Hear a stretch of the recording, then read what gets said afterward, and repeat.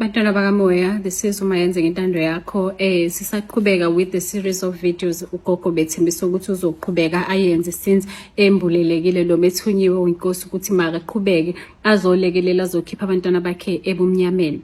So ngizokhuluma namhlanje sifuna uzokhuluma about isithunywa, sikhulume about amadlozi, umehluko noma the differentiation between lezi zinto zombili ukuthi zihlangana kanjani, zihamba kanjani njengoba kwaziwa ukuthi mangabe umuntu onesithunywa unabo futhi nabantu abadala. So since sazi ukuthi indaba yabantu abadala, we now know ukuthi akusibona lendlela thina besicabanga ukuthi kuyiyona ukuthi abantu abadala mangabe umphefumulo uhlukana nomzimba bayabuya sikwazi ukuyobalanda emathuneni sibafake endlini sibenzela amaladi sibageze sibenzeni. That was not the case. We are not responsible for imimoya noma imphefumulo yabantu. Asinawo amandla phezulu umphefumulo womuntu. Ayikho leyo notion leyo nkolo isuse. That is inkolo leyo ayibekiwe ukuthi izogqilaza abantu iqhubeke inhlalise ebumnyameni inhlalise ebugqileni ekusebenzeleni umoya okungasiwona. Umphefumulo womuntu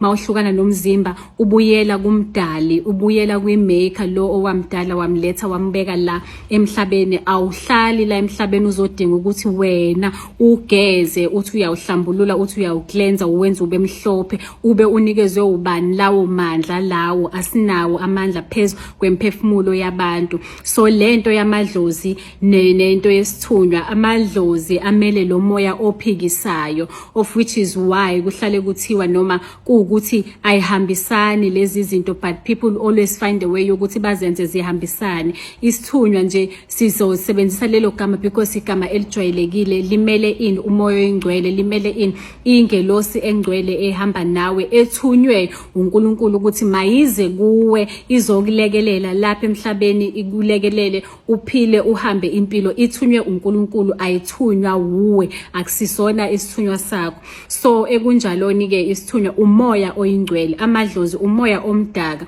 okuumoya ophikisayo, of which is why mangabe kuukuthi njalo you begin indlela yakho yakamoya kuhlezi kuthiwa kunombango noma uyabangwa yidalwa ingoba wena usuke ungakaphiki side ukuthi kahle mina ngiphilela liphi lona, because naturally so imoya emibi targets abantwana bakaNkulunkulu ukuthi mayibasebenzele. So vele sebebaningi abantu sifike la lento has been going on for years yokuthi abantu bephilela imoya yobumnyama becabanga ukuthi iyona ndlela yokuphila noma this is the right way of doing things, kanti akunjalo.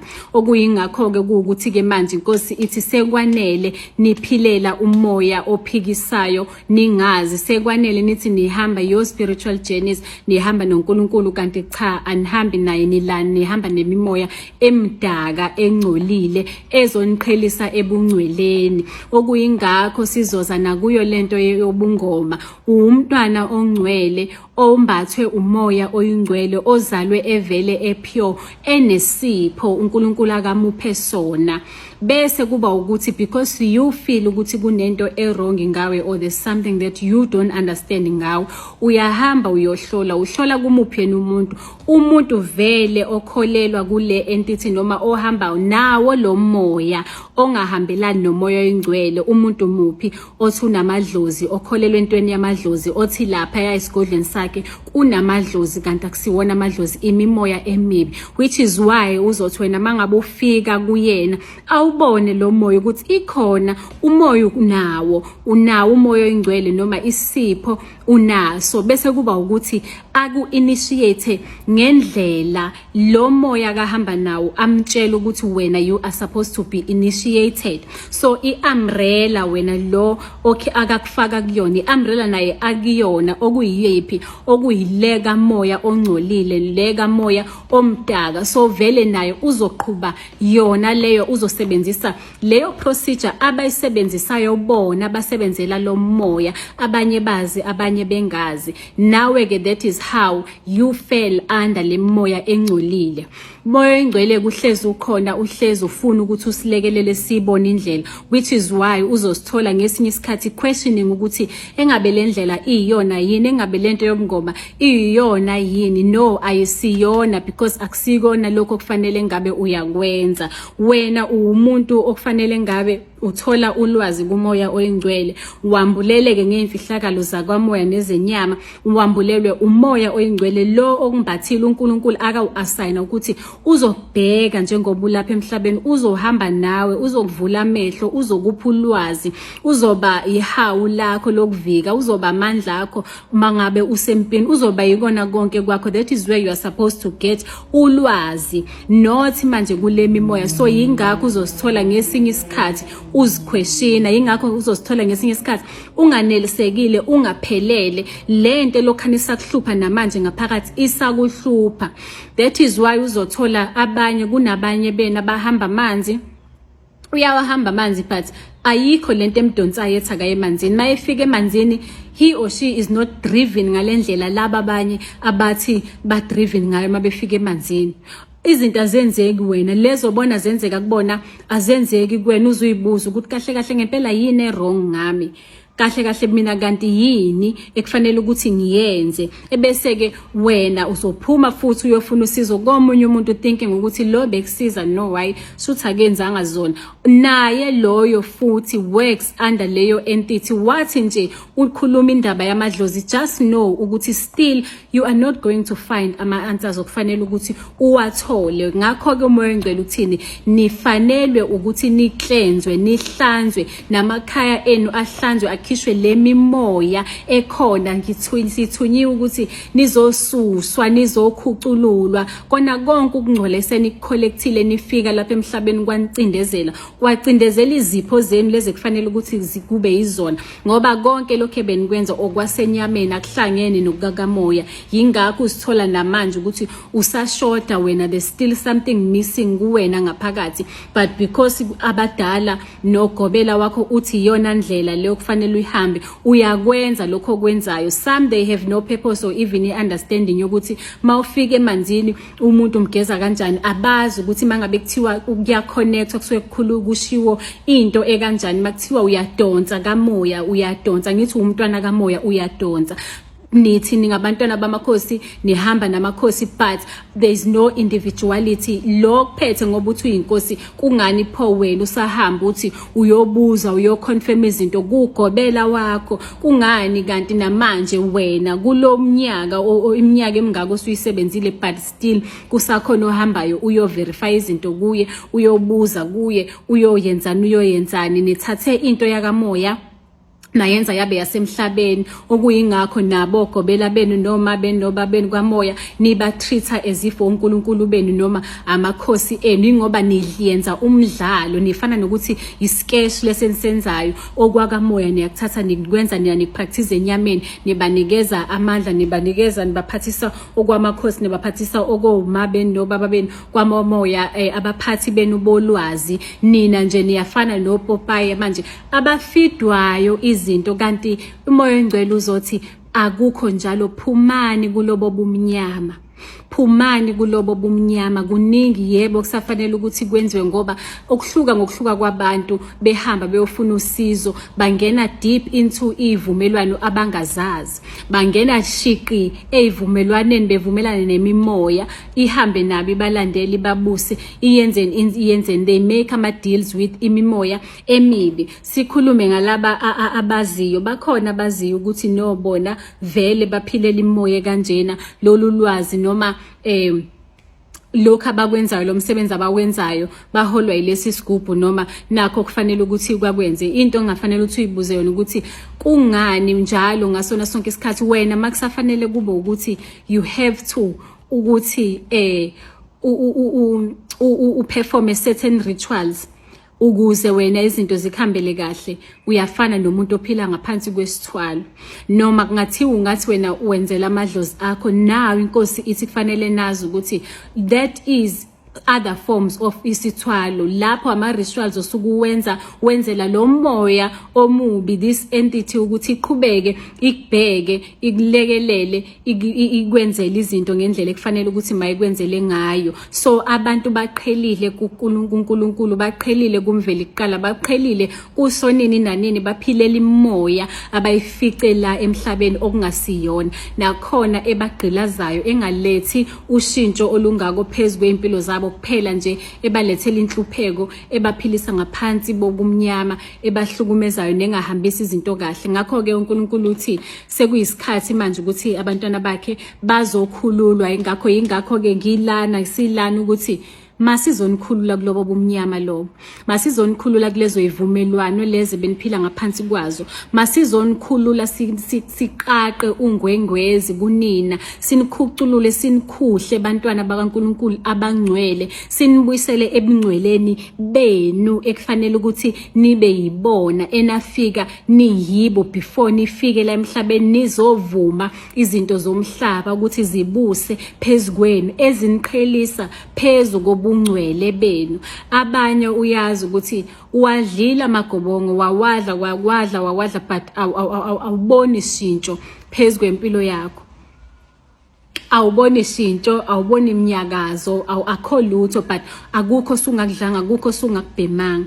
Ingoba akufanele ukuthi kube njalo. Lo moya ukuwena ngaphakathi, lo moya engcwele ukuwe ngaphakathi, awufuni kwizinto zasezweni, akufune ukuthi uzuhambe uye emanzini uthi uyoconnecta nalo moya okuwena ngaphakathi, akufune ukuthi uze wenzeni izinto ezi-extreme zenyama zakwamoya ozenza lapha emhlabeni ukuze ukwazi wena uthi no, I am connecting with umoya oyingcwele, or nasi isipho sami noma kanjani, or indlela yakho yokuzithola. Cha, sekuyisikhathi sokuthi manje sinivuse, siniphaphamise. Ohlalayo noma okhetha ukusala asale, kodwa ebe azi ukuthi uphilela umoya omdaka, uphilela umoya okungasiwona. Erase indaba yokuthi kunamadlozi. Amadlozi awekho, amadlozi awekho. Abantu abadala mangabe beshona imphefumulo yabo ibuyela kuNkulunkulu. Lokho thina besikholelwa kona sithi amadlozi, akusiwona amadlozi lawo, imimoya emibi emanipulate abantu, edlala ngathi ukuthi sibe la emhlabeni sizoyisebenzela, izophila through thina, kuthina, kwawena kanjalo lapho ubuswa iyona leyo mimoya leyo. Yingakho unale edge yokuthi ayazi ngathi ngaya kuphi, kancane ufuna ukuya emanzini. Abanye abanayo, uyalandela nje ngoba uyalandela, but kodwa akaboni ukuthi kwenzakalani. Uhamba indlela errong, ungcolise ubungcwele bakho. Sekuyikho ukuthi inkosi ifanele ukuthi manizo cleanswa kanjalo namakhaya enu akhishwe yona yonke le moya nemoya engcolile esenilandile, nebinibusa neninikeze amandla phezulu kwempilo zenu, nezivumelwano zonke besenike nazenza, ebese kuba ukuthi ke niyavumela umoya unihole. Phela makuthiwa you are spiritually gifted, usukuphiwe kwamoya ukuthi ukwazi ukuxhumana nomoya oyingcwele, ukwambulele zona zonke imfihlakalo zamazulu nezomhlaba. Hayi ukuthi wena uma u-spiritually gifted you are supposed ukuthi kumele ufitwe ulwazi, ufitwe ugobela wakho, konke okwaziyo kube ukuthi ukuzwa ngogobela wakho. Akukho wena okwaziyo, akukho wena okwazi ukwenza nokhululeke ukuthi kwenze. They awukwazi ukuyimela, you need approval kuye loyo gobela wakho useUnkulunkulu wakho walapha emhlabeni. Akunjalo kumoya engcwele uthi sukani ezintweni zobumnyama, sukani ezintweni zobumnyama, sukani kwizinto ezingasizona enifice zenziwa lapha emhlabeni okungasizona. Ikhona yebo indlela yokuphila, ukhona umoya oyingcwele, lelizwe kufanele likhole kuwena, likhona kodwa licindezeleke noma lidediswa yiloku kungcola wena osuhambe wakulanda, lezi ivumelwano wena osufike wazenza nayona yonke imoya that exists under the sun. Uthi wena ufuna ukuzithola, uthi wena ufuna ukuthola ukuthi kahle konakele phi ngawo. So umoya engcwele uthi manizokhishwa kulezo ivumelwano, manizokhululwa nizoqaqwa kulawo majele, ngoba yijele lelo, yijele lobumnyama ophila kulona, akusilona ikhaya lelo, akusibona ubuwena lobo, akusiyona indlela okufanele uyihambe leyo. That is not ipurpose othunywe ukuthi uzoyenza lapha emhlabeni. Ukhona lo moya kuwena ngaphakathi, just nje kufanele ukuthi uthole kahle, usithole nawe, usibheke, ufune uthole inside wena, not ukuthi ufune endaweni wrong njengoba nina nihambe nayo, funa endaweni wrong okuyilona ini ukuthi niyahamba niyothwasa nenze izinto ezikanjena. Nithi ninabantu abadala, abanye abathwasanga, bathi bangama self initiate, but the fact yokuthi usashonisa impepho uphinde uthi ngibiza nina bogogo nomkhulu, ngibiza nina abantu abadala, ngibiza wena ma, ngibiza wena mkhulu bani, lapho usuku sabiza yona lemimoya egqoke ububona bakho babantu abadala abangasekho, which is why uzobona ngathi hayi kuza kahle, noma uzobona ngathi hayi ke shuthi naba bakhona. Usuku collector leyo mimoya leyo, usuku collector leyo mimoya. That is why kungeke kuphele, you are forever uyalanda wena, you are forever kunedlozi elingaphandle, forever kunjani khona kufanele uyomlanda entabeni. No, leyo moya ilokhu iyanda kulo lelo khaya leyo, ngoba iyazi ukuthi nangu siphilelayo, nangu ozosebenzisa, nangu ozosifida, nanti ikhaya sesilitholile. So izolokhu iqoqani, bizani, kumanipulate, ikukhombisa ngokomqondo ukuthi hamba uye endaweni ekanje ulande bani, hamba uye endaweni ekanje ufika umemeze bani. Uyabuya nabo kwenziwa ilati, ischeme esizoqeda kwamandla akho, esizoqeda ubungcwele bakho, esizoqeda nentokozo yakho nenjabulo yakho yokuthi uphile la emhlabeni. I-mandate kaNkulunkulu wathi masiphile sibuse phezu kwakho konke okuphilayo lapha emhlabeni. So wena awusaphili, wena usuphile lovalweni, usuphile lokusabeni. Yiyo le moya lokho anidlala ngayo, ngoba ayifuni ukuthi ubone, uvuleka amehlo, ukhululeke, ubone ukuthi kahle kahle ijele leli ngiphila kulo, uboshiwe ukuthi uzoba isigqila semoya emibi. So sengizovala okunye sizophinde sikhulume ngakho. Sizokhuluma ngamabhayi. Amabhayi awanawo amandla amabhayi, awekho amandla asemabhayini. So nakho lokho ukuthi uzofaka ibhayi elinjena ukuphakame bani, uzofaka, no, amabhayi awanawo amandla. Sidlale imimoya, nidlala imimoya, nisayivumela ukuthi mayinibuse kunina, and ke nokubooster ke laba abantu abadayisayo ukuthi baqhubeke babe nezimali. Amabhayi awanamandla. Then siphinde sisazokhuleka ngani, sisazokhuluma futhi ngani ngemali yokunikela emanzini. Kufanele yini, kungani kunikelwe emanzini, ku right yini noma ku wrong. Ziningi izinto ekufanele ukuthi abantu bakhanyiselwe kuzona. So wena usafuna ukubambelela noma ukubuza ukuthi isithunywa sona manginesithunywa kunjani, khohlwa izo zonke lezo zinto. Hlala emkhulekweni. Isithunywa njengoba ngihlezi ngisho nakuma video ami, ingelosi yakho uNkulunkulu aklikwehlisele yona uzalo ukuthi izohamba nawe le ndlela yempilo, ngoba azikahle ukuthi kunemimoya esifihlile ephazamisa abantu bakhe, bakhipha ebungcweleni esibiza ngokuthi amadlozi, ebese eminye kube yini yizo lezi ithwala. So kuyingakho ekunikeza ingelosi ukuthi ihambe nawe izokulekelela.